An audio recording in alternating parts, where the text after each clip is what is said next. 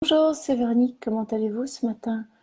Jour 98 du défi de 100 jours pour vivre la magie au quotidien. Je vous avoue que c'est passé, j'ai pas eu l'impression d'avoir passé quasiment 100 jours avec vous tous les matins.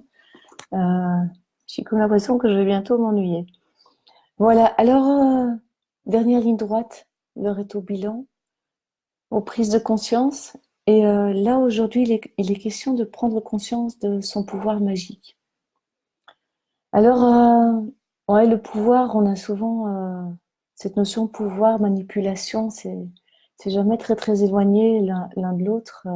Bonjour Aline, c'est jamais très éloigné l'un de l'autre et là où on nous invite à mettre de la lumière aujourd'hui, c'est sur vraiment notre propre pouvoir, ce que nous avons en nous qui nous permet de décider de la direction que nous donnons à notre vie. J'aime bien appeler ça ma puissance. Je vous ai beaucoup parlé pendant ces presque 100 jours de revenir dans les pieds, de revenir dans le ventre et de sentir. Eh bien là hier, j'ai vraiment eu l'occasion de revenir dans mon ventre et de sentir quelque chose de très fort monter. Vraiment. J'étais j'étais dans une colère, mais c'était une colère de puissance. C'est alors là non. Non, là, ça passe pas. Là, c'est stop. Là, ce n'est pas juste, ce n'est pas aligné, ce n'est pas respectueux. Et là, je suis rentrée pleinement dans mon pouvoir, dans ma puissance. Ce qui est très différent d'être dans le pouvoir manipulateur. Je ne sais pas si vous saisissez bien la nuance. C'est vrai que ce pouvoir, cette puissance peut faire peur. On peut avoir peur de devenir des manipulateurs. On l'est tous un petit peu. Hein. Faut pas se cacher, faut pas se voiler la face. Mais le fait de devenir manipulateur, non, non, si je rentre dans mon plein pouvoir, dans ma pleine puissance, je vais manipuler et c'est dangereux. Et je suis bien d'accord avec vous. L'invitation du jour, c'est de prendre conscience de tout ce que je peux créer, de tout ce que je peux vivre de magique dans ma vie au départ de cette puissance, de ce pouvoir, au départ du cœur, au départ de la justesse des choses. C'est très différent.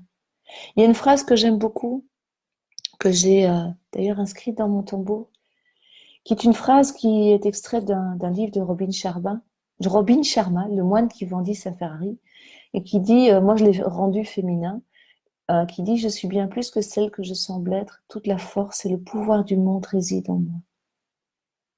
Et je peux vous dire que cette phrase, dans des moments où, comme hier, je sens cette force en moi, c'est cette pulsion de la louve qui se réveille, je peux vous dire qu'il fait pas bon être à côté de moi. Et tac, j'ai posé des actions, j'ai pris des renseignements et j'avance. Et là, c'est la louve qui se réveille. Et quand je suis dans cette puissance, faites gaffe. Alors, ce qui est amusant, c'est que j'ai voulu tirer des fleurs de bac en lien avec ça, avec cette puissance magique. Il y en a deux qui sont venues. La première, qui est Crab Apple, je vous l'ai déjà présentée il y a quelques jours, qui est celle qui me permet justement d'être dans la conscience de la lumière que je suis. Bonjour Nathalie. La conscience de la lumière que je suis. D'arrêter de croire que je suis moins, que je suis pas digne, que je suis impure. Je suis pure lumière. Et je reviens à cette conscience de lumière. La deuxième, vous l'avez jamais vue, je crois, sur 98 jours, c'est Vine. Vine qui est la fleur qui dans son aspect déséquilibré, disharmonieux, va nous donner des tyrans, des gens qui vont avoir une autorité abusive. Mais qui, bien utilisés, oui, elle a un côté qui peut faire peur.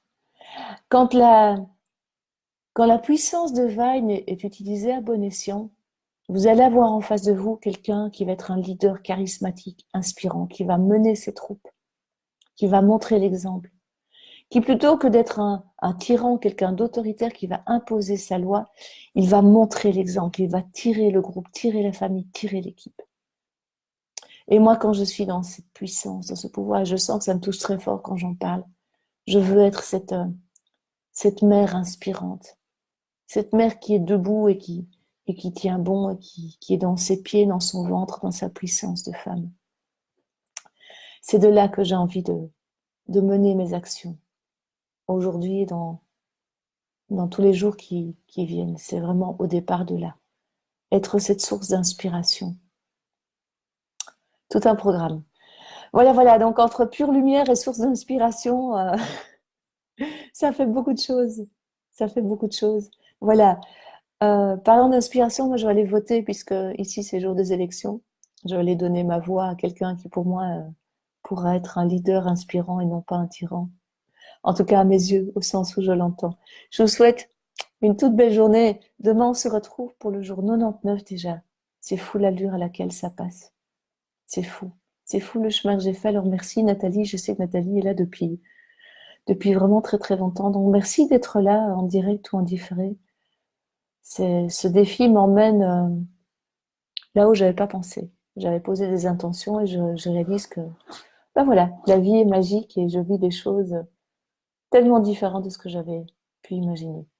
Voilà, je vous invite vraiment à prendre conscience de cette puissance que vous avez, de ce pouvoir et de, voilà, cette force que vous avez en vous de changer les choses à partir du moment où ça part du cœur et pas de l'ego. Où c'est vraiment la vie qui pousse l'élan vital qui est là, cette lumière qui pousse. À demain, je vous embrasse. Au revoir.